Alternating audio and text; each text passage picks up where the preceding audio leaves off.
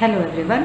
So let us start with alpha haloketones as Ampoulang reagent. We have already seen various types of Ampoulang reagent, but we will be doing alpha haloketones. Now let us consider this 1,4-dicarbonyl compounds. Generally Ampoulang reagents are used to synthesize 1,2 and 1,4-dicarbonyl compounds. We have already seen this concept. But once we consider this 1,4-dicarbonyl compound, now if I want to cleave, that is I want to do a retrosynthetic analysis between carbon number 1 and carbon number 2, I will be getting a one natural synthon, that is carbonyl carbon associated carbon is positively charged and it is called to be a natural synthon, whereas the other synthon will be Ampoulang. Now this is oxygen. With respect to this carbon should be positively charged and then it should be negatively charged and then this should be positively charged. But when I observe that my final cleavage system is negatively charged, leading to an Ampoulang synthon. So by this we can convert these natural synthons into its synthetic equivalent and Ampoulang synthon to its Ampoulang reagent. Now just by adding a Cl, I can convert this natural synthon into a natural synthetic equivalent, and adding a hydrogen, I can convert this into an Ampoulang reagent. This is one of the approach. The second approach would be cleaving between position number 3 and 4. Now we can see that if I take the same starting material, I will be cleaving between 3 and 4. One system will be a natural synthon. Now observe this. After an oxygen, this is positively charged, this should be negatively charged and this should be positively charged. And hence this is said to be a natural synthon. Now with respect to this carbonyl carbon system is negatively charged. With respect to this oxygen, this carbonyl carbon system is negatively charged. So obviously this is called as a Ampoulang synthon.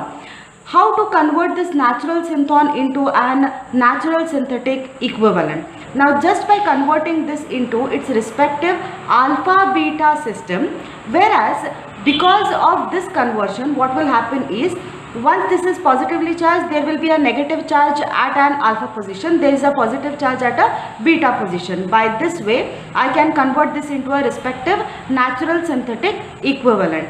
Now this carbonyl carbon can be converted to its Ampoulang synthon by adding a proton to this.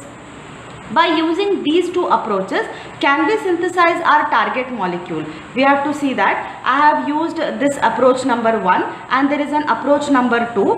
By this, whether I can synthesize my target molecule. Let us say the approach number 1. In this approach number 1, what we have done is we have took a natural synthon which is an acyl chloride, in which I will be trying to add a hydrogen into its Ampoulang synthon. Once we try to do this, this is positively charged and this is negatively charged. Once this leaves the system, chlorine leaves the system would be now anything should attack on this electrophilic carbon.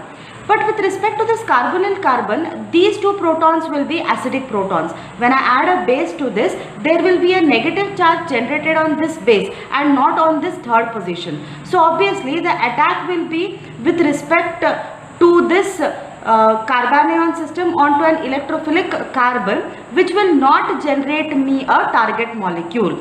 Now this happens because this is very difficult to generate a negative charge on position number 3.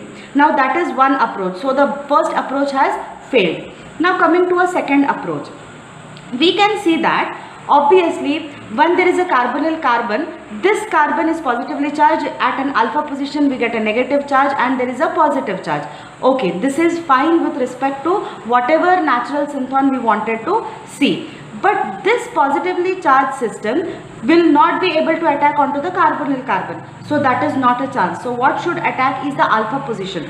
Once the alpha position attacks onto the carbonyl carbon, then definitely we will be not getting our target molecule. So both of these approaches were not correct.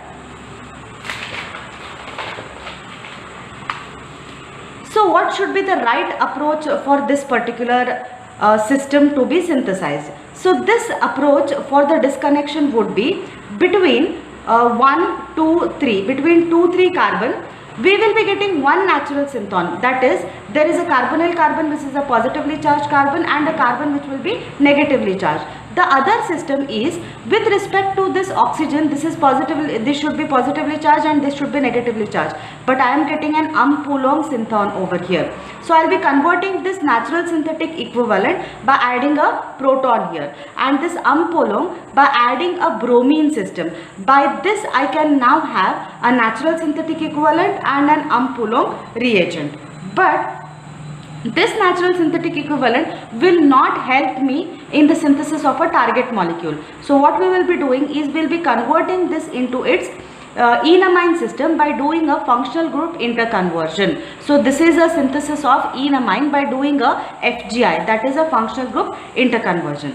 Just by diverting our topic by how to do a natural synthetic equivalent to its functional group interconversion, first we will observe how to synthesize an enamine. So the enamine formation goes like this. Our aldehydic system will react a primary or a secondary amine. Lone pair of electrons will attack onto the carbonyl carbon so that we get this intermediate. This proton on the enamine system, that is the nitrogen system, will now be given as a counter ion to the oxygen, where I will get a hydroxy system as an intermediate. From this hydroxy system, either from this carbon or from this carbon, if I remove a proton and remove a molecule of water, we can synthesize an enamine system. Now this enamine system is synthesized to facilitate the alpha haloketone to help the further synthesis. So instead of taking as a natural synthetic equivalent itself, we will be converting this natural synthetic equivalents by their functional group interconversion to convert to their respective enamine system. Now let us see how can I synthesize my final target molecule. The final target molecule can be synthesized by taking the system which is an enamine system with an alpha haloketone. This is a natural synthetic equivalent we have got, and this system we got from its functional group interconversion. Now we can see that there is a lone pair of electrons on nitrogen.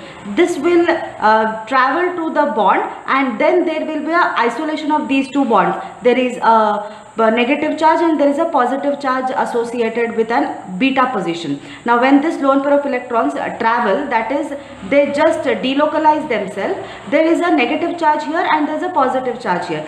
This positive charge system can now attack onto the system, converting that bromine can act as a leaving group. Now here we can say that either here it should be a positively charged system or a negatively charged system. So let us say that because there is a lone pair of electron which is delocalized, a proper approach would be this delocalization will send a negative charge here, will send a positive charge here, and a negative charge is shifted here. So we have to observe that in an enamine system, always we need to see what is happening with the delocalization. Once the lone pair of electrons delocalize, what happens is there is a negative charge over here and there is a positive charge over here. Now this positive charge can be actually completely neutralized by the presence of this nitrogen.